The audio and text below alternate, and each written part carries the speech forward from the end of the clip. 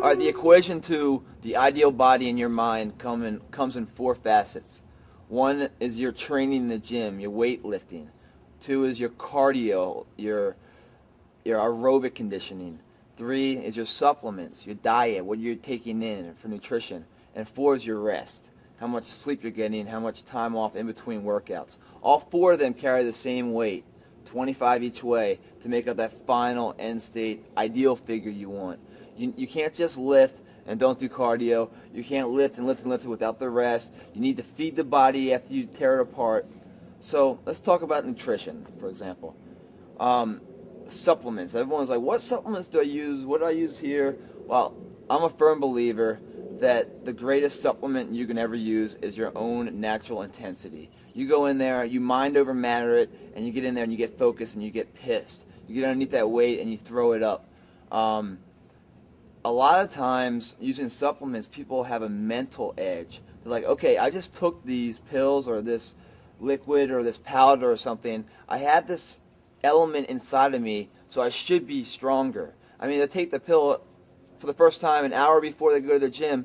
It doesn't even take effect if you read the directions till the next day, but because they think they have it in them, they can lift the weight and they're getting a better workout because mentally they think they're stronger. So supplements help you get that mental edge, but honestly, I've found all supplements, and I've tried almost everything you can get off the counter, that your body becomes immune to them very quickly.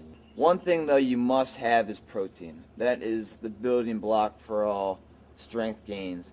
And the common formula is if you weigh 185 pounds, you need 185 grams of protein a day. So 1 pound per every gram a day.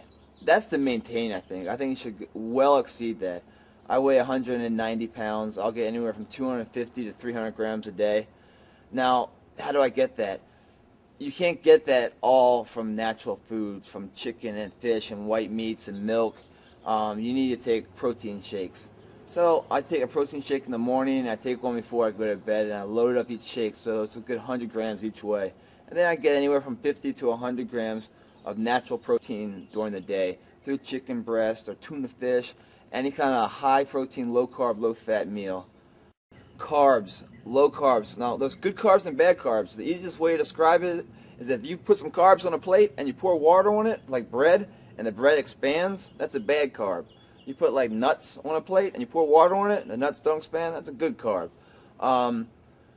Fat, greasy foods, get rid of them. They're not going to do anything good for you. They're good fats, like the fats found in salmon, for example. You can do your own research, find out what you like and what not, but drinking water, tons of water every day is crucial. It's all your body needs. Why throw in all that sugar and soda and everything else? You don't need it. 90% of the workout is just showing up. Just like in life, 90% of anything you do, the difference rests in just showing up. The hardest part about training and working out is going from point A to point B, that transformation. But once you're at B, it's very easy to maintain that with the proper nutrition. Also, the love of how you look is going to keep you motivated. And if you put it on a balance scale of life, where you have that Snickers bar, that candy bar, that temporary satisfaction on how good that's going to taste, and then on the other side is the detriment it's going to do to your body and your physique, So all of a sudden, that candy bar loses a little bit of its luster. Even though it tastes good and it's going to satisfy this temporary satisfaction that you're craving, on the flip end of it, you know what it's going to do to your body. You know how hard you worked your body to get yourself in the shape you're in. Do you want to give that up for the taste of a candy bar?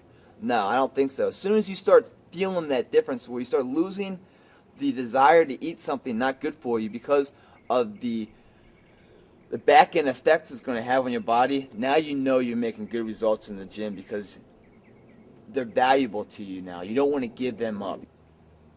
Steroids I've never used. In the military, we had drug tests every other week. So even if I wanted to, I couldn't. But there's more to it than just that. I think if you're using steroids, you're cheating your system. Going from A to B in a physical stature, there's more than just the physical attributes to that growth. There's a lot of mental conditioning and mental confidence that comes with that transformation. And I think if you use steroids or something like that, you skip over that part. You don't really get the full benefit. And honestly, mental confidence in anybody, no matter what endeavor you're doing in life, is the greatest attribute anyone can personally have.